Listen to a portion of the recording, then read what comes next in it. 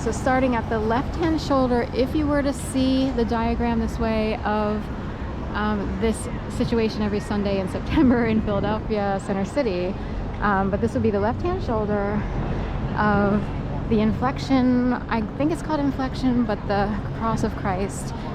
If a Catholic would put his fingers or right hand down from head to center of body to left shoulder to right shoulder. And this would be the left shoulder heading over to the right shoulder.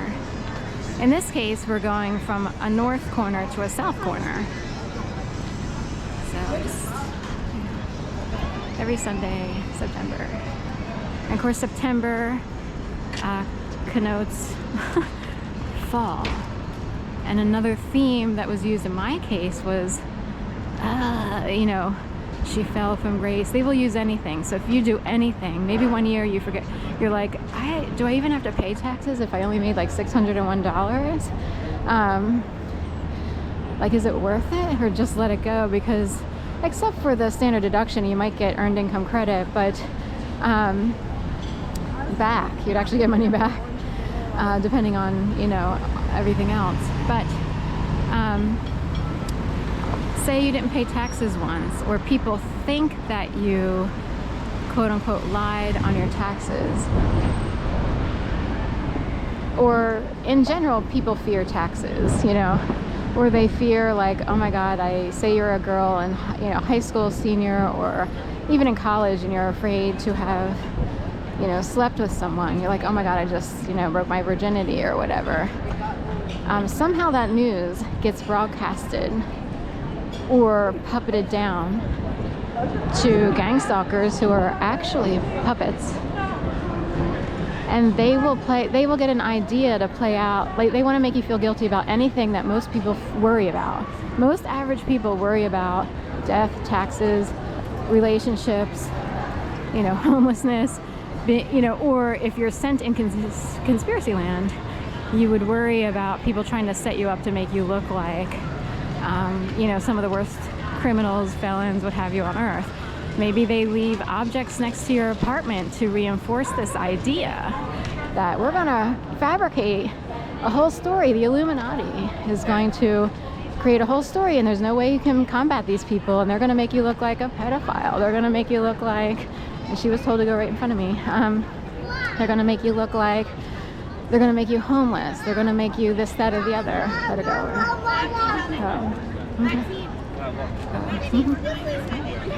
They're gonna make you look like this or that or the other, or they want you to look like you're lazy per se, or they want you to be perceived as a drug addict, and they can even make people seem like drug addicts when they aren't even doing drugs.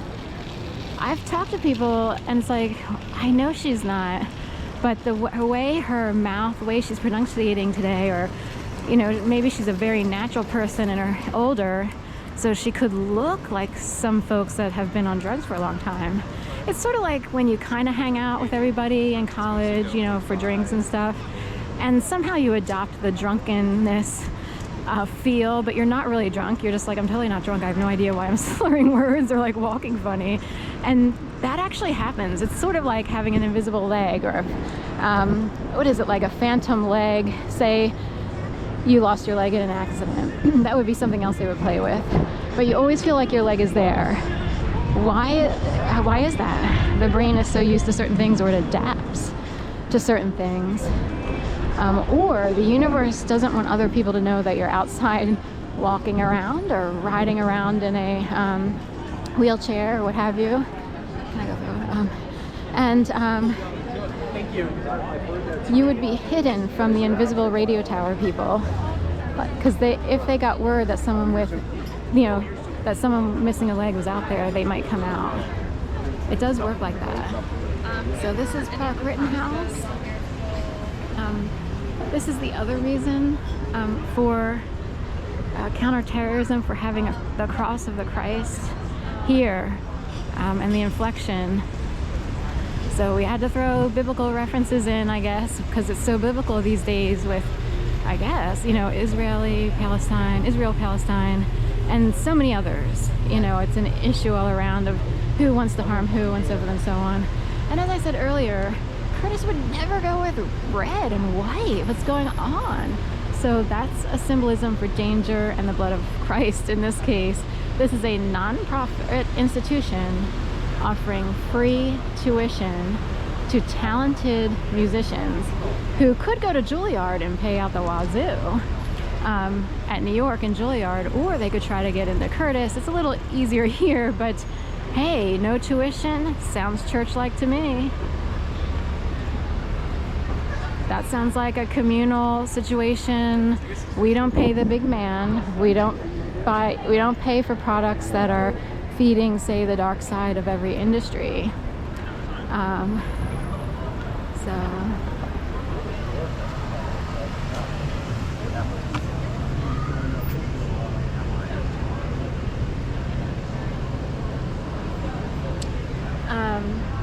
I don't know if they pay every expense of being a student per se. So say, you know, there are things like repairing your instruments or housing. I don't know if housing is included or if you have to sign up, or if it's not that desirable to sign up for some of the housing. I have no idea.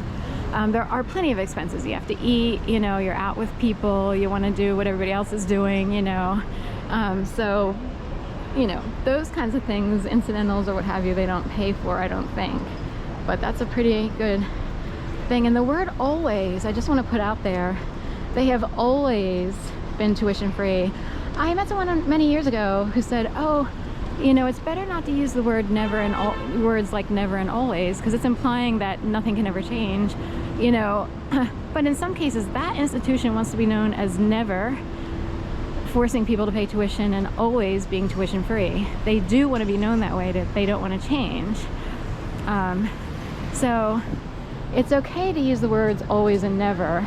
That person was heavily brainwashed. She's a sorry excuse for a person because of how badly she treated me and her family.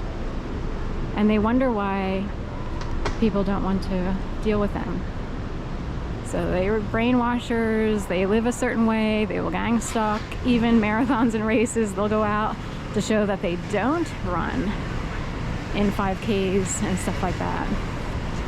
Marathons but it's like, hey, there are lots of people who want to get in shape, and it does actually produce serotonin. It makes you happier and healthier. You feel stronger. Your entire skeletal system is supported by muscles that are stronger. You stand upright. It more has to do with character and who you are as a person as to whether you're a good person or not. So anyway, the art of racing, people participate for the community of it, and there are costs involved. So you train, so you pay for your clothes, your shoes, and anything else that goes along with running along the way, all the injuries, the band-aids for your toenails and stuff like that. And then you pay for your bib and entry into any formal sponsored races. But it's worth it to some people because it keeps them going. It's hard to stay motivated. But anyway, the downside would be people in the city make a lot of money off of those races because they have overtime for cops and so forth and so on. Keep going. No, I'll tell them tonight at dinner.